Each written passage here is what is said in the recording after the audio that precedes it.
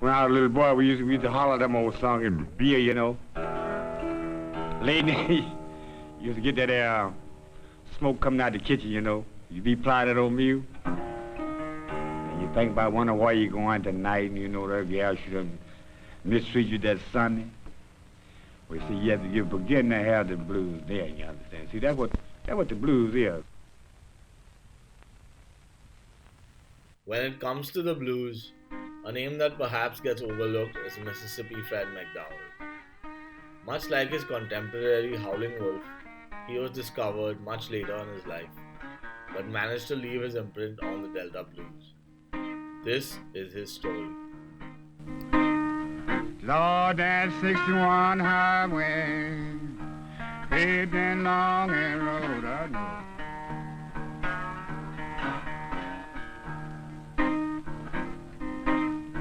Well, that 61 highway, paved and long and road, I know.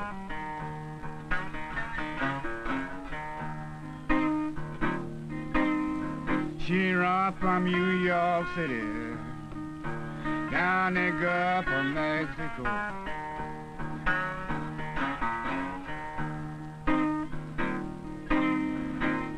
The year was 1959, and folklorists Alan Lomax and Shirley Collins traveled to a farm near Como, Mississippi. There they discovered a slide guitarist, a 51-year-old sharecropper by the name of Fred McDowell. He would become known as Mississippi Fred McDowell in the years hence. Well, just go to Westminster, darling. Look down Highway 61.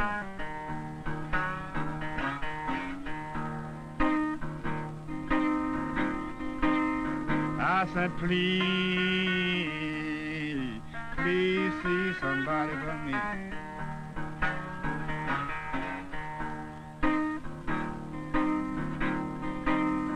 I said, please,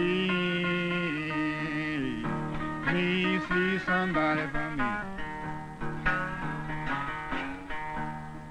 McDowell was born east of Memphis, near Rossville, Tennessee, on January 12, shortly after the turn of the 20th century. Some people suggest that it was about 1904. Because he was orphaned as a child, his older married sister took him to live with her in Mississippi.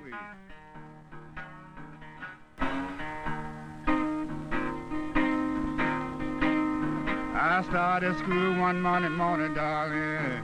Lord, I throwed my books away.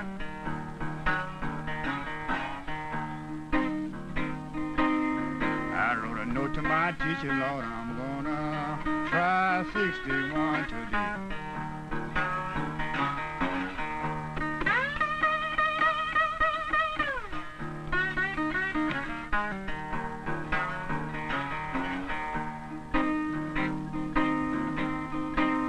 Lord, if I should have my dad, darling, oh, you bring my time up.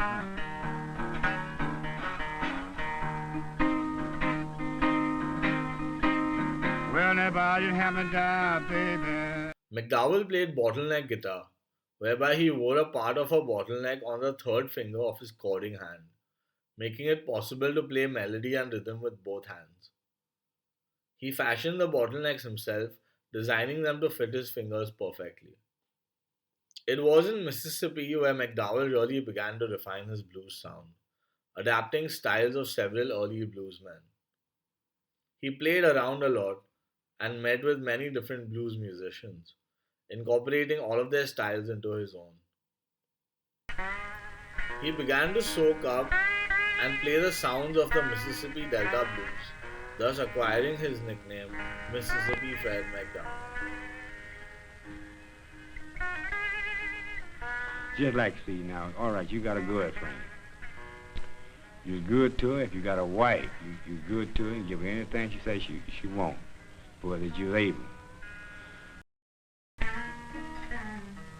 Lord, and I work to be.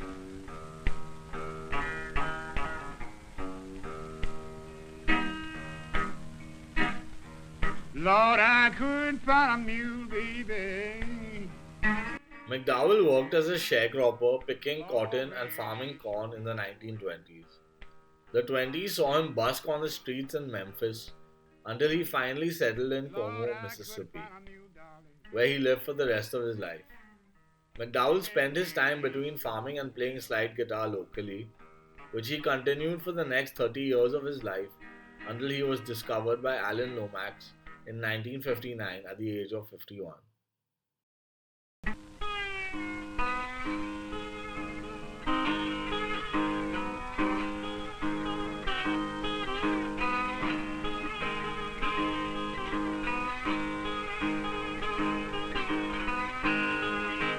Lord, when you get home, darling, please sit down and rub me a few years.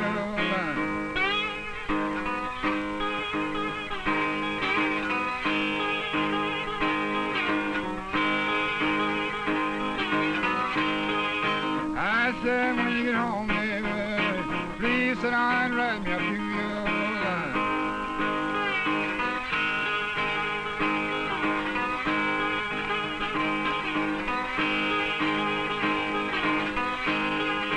Lord, that'll be consolation.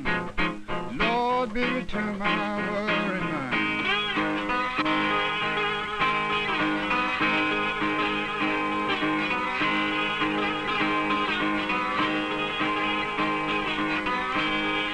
You gonna find my suitcase, Lord, baby, laying up on your shelf.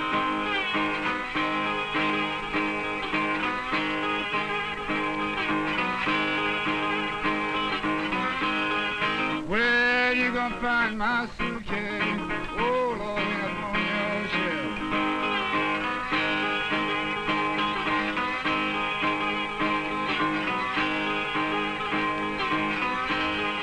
Well, the way you have treated me, Lord, baby, get you somebody else. It was Lomax who first recorded Fred McDowell on tape, including a few of McDowell's songs on an Atlantic Records LP, and thus introduced McDowell's sound to the world. His songs like You Gotta Move, Write Me a Few Lines, and Highway 61 remain essential classics from his discography. As a biographical website about McDowell recounts, while others were diluting and updating their sound to keep pace with the changing times and audiences, Mississippi Fred stood out from the rest of the pack simply by not changing his style.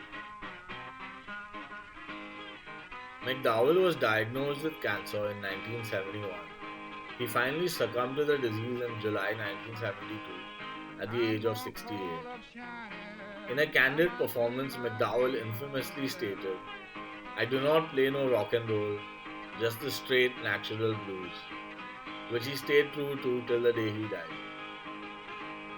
His discography of songs and his I Do Not Play No Rock and Roll and Live at the Gaslight sessions are essential rarities and perhaps live albums and songs that leave behind his legacy as one of the greatest blues musicians from the Delta. I have a letter this morning, says she, must be the yoga somewhere.